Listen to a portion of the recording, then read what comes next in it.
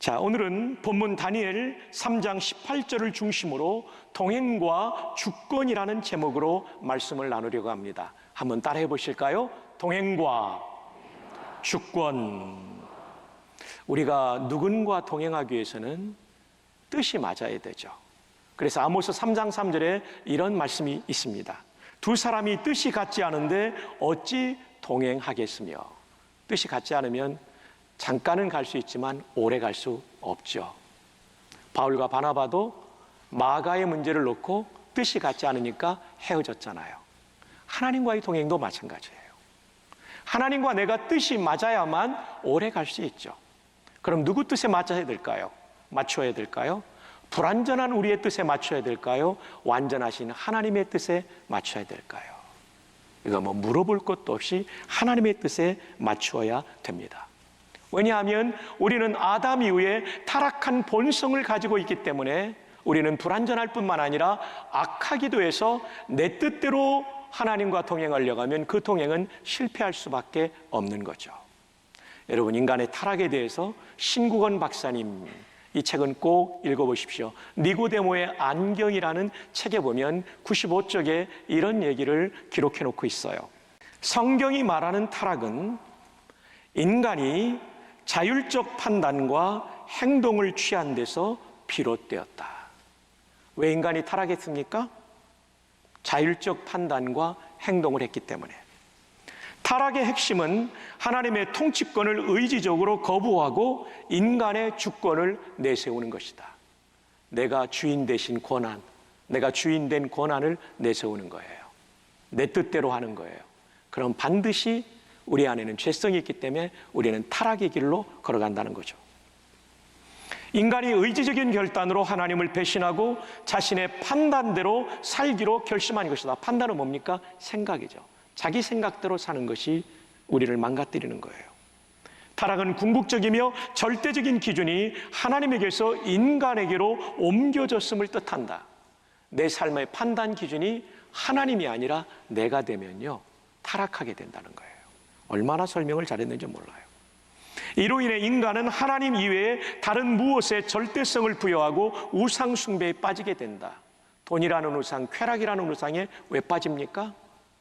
하나님 말고 내가 기준이 되어서 판단하는 거예요. 내 안에는 죄성이 있으니까 하나님 말고 다른 것을 하나님 위치에 올려놓고 섬기게 되는 거죠. 9가지 우상이 바로 그것이죠. 그 다음에 또 인용합니다. 자유를 행사하는 것이 잘못은 아니다. 이제 다음 자막입니다. 그러나 그것을 하나님의 뜻과 무관하게 사용하겠다는 것, 즉 자율은 악한 것이다. 자유는 괜찮아요. 문제는 자율입니다. 자율은 뭡니까? 하나님이 주신 자유를 하나님의 뜻과 무관하게 사용하는 게 자율입니다. 이게 여러분 타락이에요. 타락한 본성의 결과고 인간이 주권을 잡을 때 이런 결과를 낳는 거예요. 그 다음 자막입니다. 타락으로 인해 인간은 하나님의 명령을 의지적으로 불복종하는 방향으로 나아가게 되었고, 그리하여 자신의 모든 사고와 행위에서 하나님을 기쁘시게 할 수 있는 능력을 모두 상실하였다. 타락 때문에요. 타락한 인간은 그의 핵심적 기능인 지정의, 인격이라고 우리가 배웠죠? 지정의가 왜곡되고 비뚤어졌다. 몸은 정욕에 사로잡혔다. 그래서 하나님을 떠난 인간은 반드시 정욕에 빠져서 범죄를 저지르게 돼 있어요. 그 다음 문장으로 갑니다. 인간관계는 불신과 남을 탓하는 태도로 파괴되었다. 타락한 인간은요, 믿지 않고 다른 사람 탓을 하는 사람으로 바뀌게 된다는 거예요. 얼마나 비참합니까? 신학에서는 이것을 가리켜 전적 타락, 전적 부패, 전적 무능력, total depravity 또는 total inability 라고 말하죠. 그렇다면 전적 타락과 전적 무능력은 무슨 뜻인가? 이어서 말하죠. 이 말은 인간이 자신의 능력을 모두 상실했다는 말이 아니다. 그렇죠. 타락한 이후에도 인간은 도시를 발전시키고 과학을 발전시켰어요. 그게 아니라는 거예요. 그럼 뭡니까? 그 능력, 하나님이 주신 그 능력을 바르게 행사할 수 있는 자세를 상실했다는 말이다. 여러분, 아무리 능력이 있으면 뭐예요? 하나님 뜻에 순종하지 않고 악한 일에 능력을 사용한다면 그 능력이 무슨 의미가 있겠어요? 아무리 명문대를 나오면 뭐예요? 그 좋은 머리로 나라를 팔아먹고 나라를 어렵게 한다면 그 머리가 무슨 의미가 있겠어요? 아무리 돈을 많이 가지고 있으면 뭐예요? 그 돈을 가지고 못된 짓을 하고 다닌다면 그 돈이 무슨 의미가 있겠어요? 결국 전적 타락은 그 능력을 바르게 행사할 수 있는 자세를 상실했다는 말이다. 참 이 신국원 교수님의 글은요, 명료하고 깊이가 있어요. 성경적이면서도 그래요. 이런 인간의 타락된 본성을 고쳐주는 게 뭡니까? 동행훈련입니다. 하나님, 지금 제가 하고 있는 생각이 하나님 뜻에 맞습니까? 진지하게 질문을 던지면 하나님 말씀해 주시죠. 그 따라 고치는 거예요. 하나님, 제가 지금 막 하려는 말이 하나님 뜻에 맞습니까? 조금 전에 소개했던 성도님처럼 질문하는 거죠. 화내고 싶죠? 화를 쏟아붓고 싶죠? 근데 하나님이 막으시는 거예요. 너는 나를 얼마나 이 직원에게 드러냈는가? 부끄러워지는 거죠. 그러면서 화를 가라앉히고 문제를 풀어나니까 끝날 때 서로 웃을 수 있는 거예요. 복음도 나눌 수 있는 거죠. 하나님, 지금 제가 이 행동을 하려고 하는데 하나님 뜻에 맞습니까? 그 행동을 멈춰 설 수 있는 거예요. 동행의 중요한 것은 내가 주도권을 잡는 게 아니고 하나님께서 주도권을 잡는 것입니다. 동의하시면 아멘. 자, 오늘 본문에 나오는 다니엘의 세 친구 사드락과 메삭과 아벳느고의 역사적인 사건을 다루고 있습니다. 그들은 다니엘과 함께 그때 1차로 BC 605년에 끌려갔던 사람들은 대부분이 왕족과 귀족이었습니다.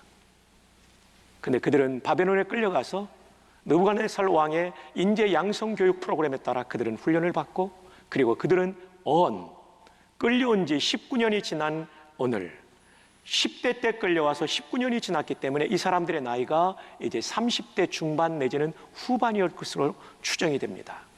이제 바벨론의 고위 관리가 되어 있었어요. 자, 어디에 나옵니까? 다니엘서 3장 12절에 나옵니다. 이제 몇 유다 사람 사드락과 메삭과 아벳느고는 왕이 세워 바벨론 지방을 뭐하게 하신 자? 다스리게 하신 자.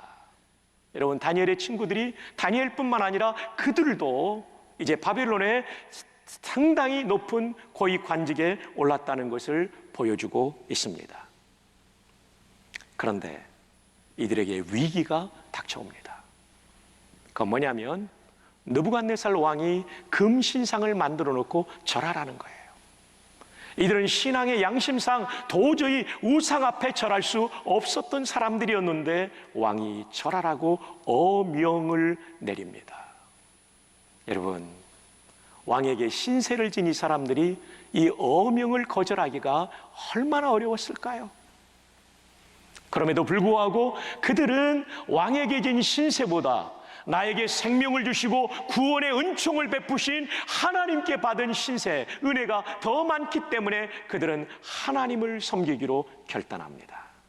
이것이 본문의 내용이죠. 느부갓네살 왕이 만들었던 신상은 어떤 신상이었을까라는 물음 앞에 학자들은 이렇게 말합니다. 바벨론의 신인 벨이라고 하는 신, 그 신을 형상화한 우상이었다라고 말합니다. 여러분, 고대는요, 나라를 통치할 때 신이 도와준다고 믿었기 때문에 고대의 전쟁은 신들의 전쟁으로 여겼던 것입니다. 그래서 느부갓네살은 수많은 지역을 정복하면서 바벨론의 신인 벨의 도움을 받아 내가 이렇게 영토를 확장했다는 것을 감사하면서 신상을 만듭니다. 미터법으로 환산하면 이 금신상의 높이가 30m입니다. 아파트 10층 높이입니다. 놀라야 될 때 안 놀라면 내가 놀랍니다. 폭이 3m입니다. 우와, 제 양팔보다도 더 넓어요. 어마어마한 신상을 만들었죠. 그런데 여러분, 중요한 것은 이 신상이 만들어진 시점입니다. 학자들은 BC 586년, BC 586년을 말하면 교회를 조금이나 다닌 분들은 다 눈치채죠. 유다가 멸망하던 해입니다. 유다가 멸망했다는 것은 느부갓네살 입장에서는 어떤 생각을 가진 해냐면, 바벨론의 신 벨이 유다의 신 여호와보다 강하시기 때문에 유다를 점령할 수 있도록 도와줬다라는 생각을 하던 때입니다.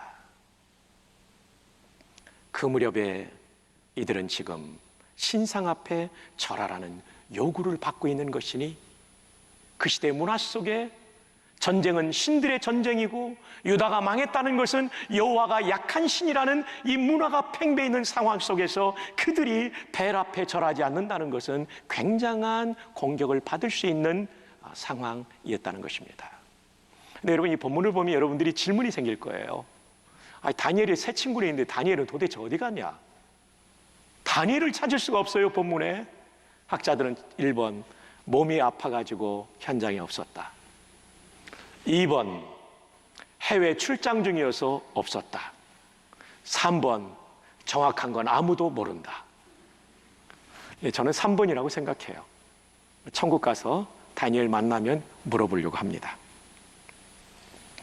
자, 이렇게 세 사람이, 왕이 세운 신상 앞에 절하지 않자 한 사람이 아니죠, 갈대아 사람 몇 사람이 이것을 왕에게 고발하게 됩니다. 이 내용이 3장 8절 이하에 쭉 나오는데 11절에 보면 왕에게 이 갈대아 사람들이 이런 얘기를 합니다. 왕이시여, 왕께서 세우신 저 두랍 평지에 있는 금신상에 절하지 않으면 풀무불에 집어넣는다고 했는데, 하면서 12절에 이렇게 말씀을 이어갑니다.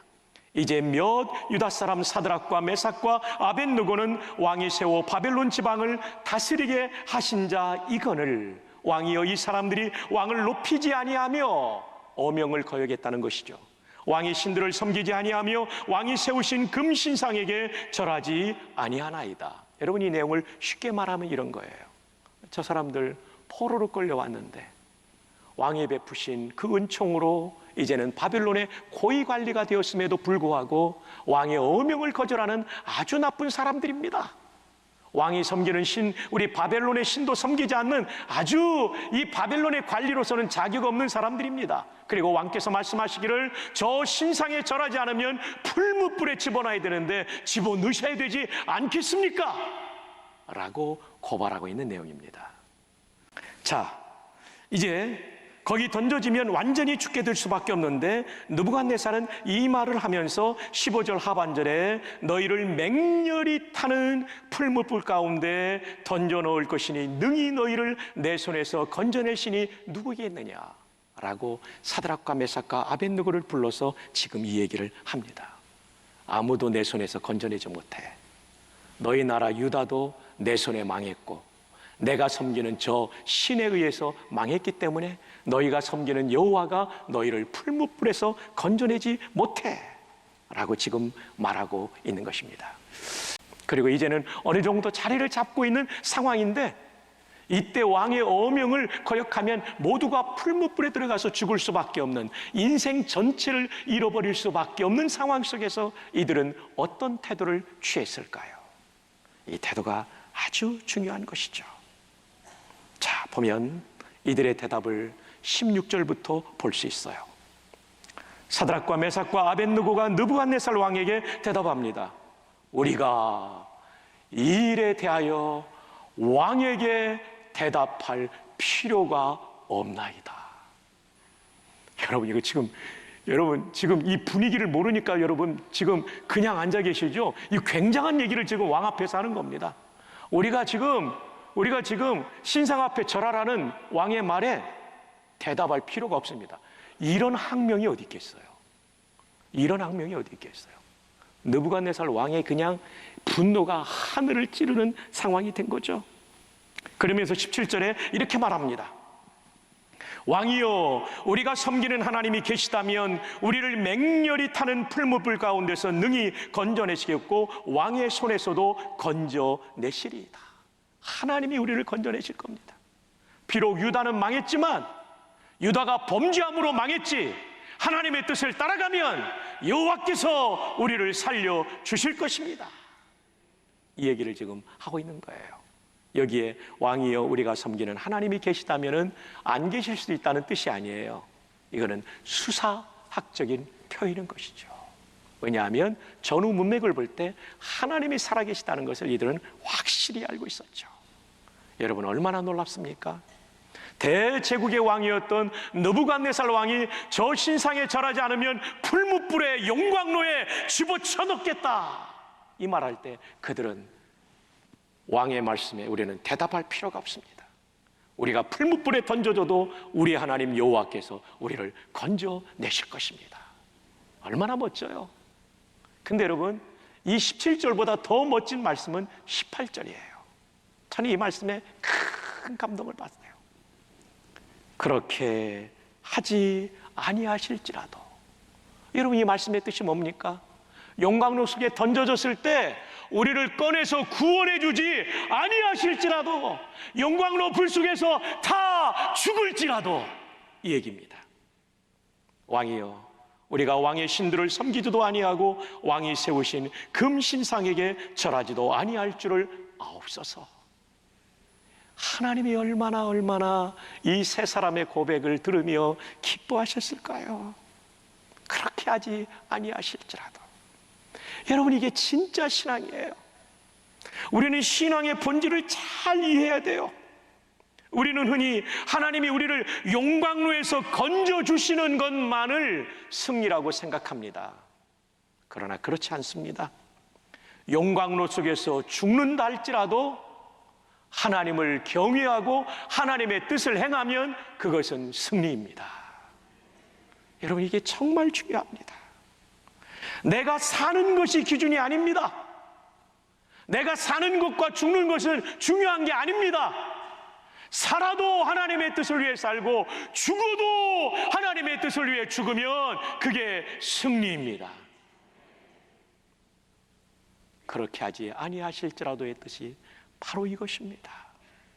하나님이 건져주시겠지만 건져주지 않아도 나는 저 투랍 형제에 있는 금신상에 절할 수 없습니다. 하나님의 뜻이라면 용광로 불에 들어가 죽을지라도 나는 이 길을 가겠습니다. 우리는 너무나 나중심해요. 우리는 너무나 변질되었어요. 하나님의 뜻에 따르는 게 아니라 하나님을 내 마음대로 조종하려고 해요. 마치 유다 말기의 성도들하고 무엇이 다를 바가 있겠습니까? 수많은 우상을 집안에 들여놓고 섬기고 있지 않습니까?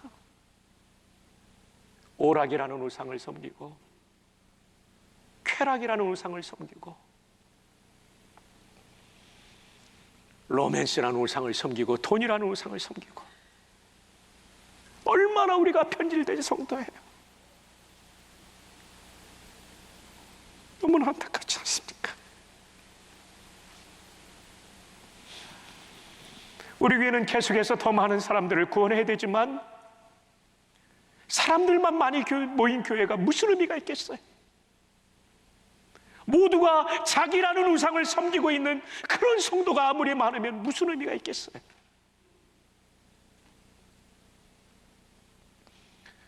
지난주 국민일보 미션난 29조 금요일 신문입니다.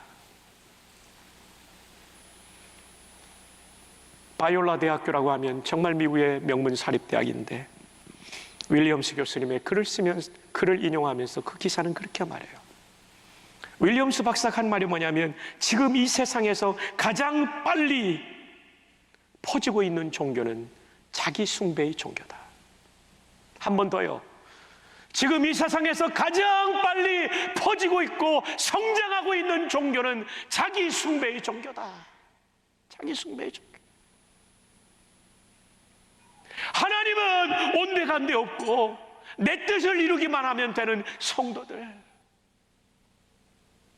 이게 온전한 신앙이겠습니까?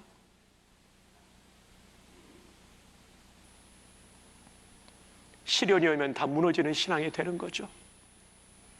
코로나19 앞에 무너진 성도들도 많거니와 인생을 살면서 수많은 시련 앞에 무너지는 성도가 부지기수입니다.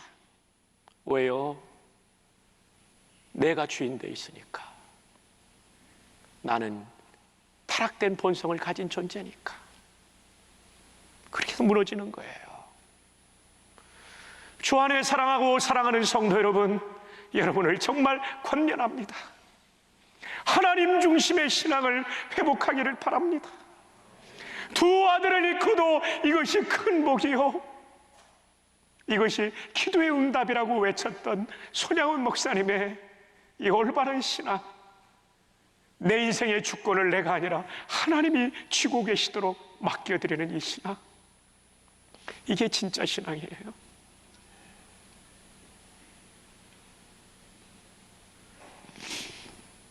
다니엘의 세 친구는 풀무불 가운데 하나님의 도움을 받습니다. 3명이 들어갔는데 한 사람이 더 있어요. 하나님의 아들 같은 이가 있다는데 이것은 구약에 나타나신 예수 그리스도를 말합니다. 고난의 현장에 그리스도께서 함께 하셨죠.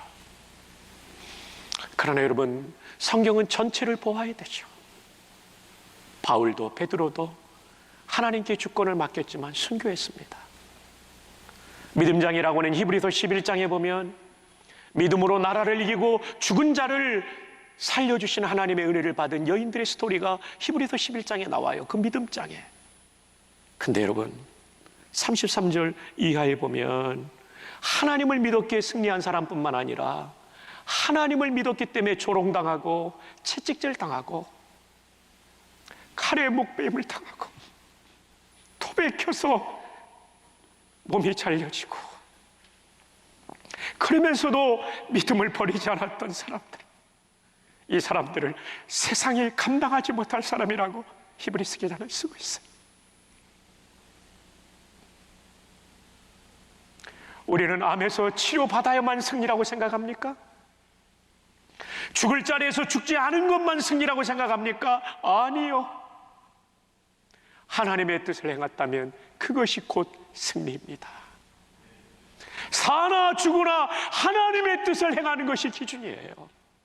하나님이 주인 되신 삶을 살았다면 그 사람은 승리한 사람인 것이죠. 기독교인의 승리는 성공하고 장수하는 것이 아닙니다. 죽을 자리에서 살아나는 것만이 아닙니다. 때로는 패배하고 죽을지라도 믿음을 지켰다면, 하나님의 뜻에 순종했다면 그분이 승리자예요. 주기철 목사님 순교할 때 비웃던 사람들이 있었어요. 헛된 죽음이라고. 그러나 시간이 흘러 그는 승리자였고 한국교회를 지킨 사람이죠. 말씀의 결론을 맺습니다. 주 안에 사랑하는 성도 여러분, 이 추수감사주일에 나를 만드시고 나를 구원하신 하나님께 감사합시다.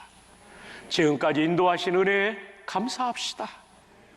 또 하나의 중요한 감사는 하나님의 뜻을 행하는 것이 인생 성공과 승리라는 것을 깨우쳐 주신 하나님께 감사합시다.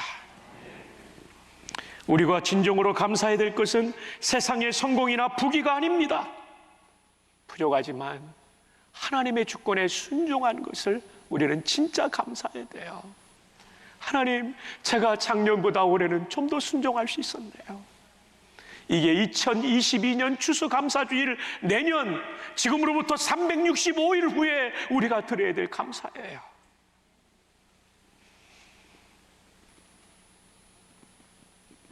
아무리 많은 것을 성취하고 재산을 많이 모았다 할지라도 하나님의 뜻에 순종하지 않는 성도는 패배자입니다. 실패자입니다. 인생 잘못 산 겁니다. 우리 모두가 하나님의 뜻에 순종하는, 하나님의 주권을 존중함으로 동행하는 그런 복된 신앙생활 일평생 하기를 주님의 이름으로 축복합니다.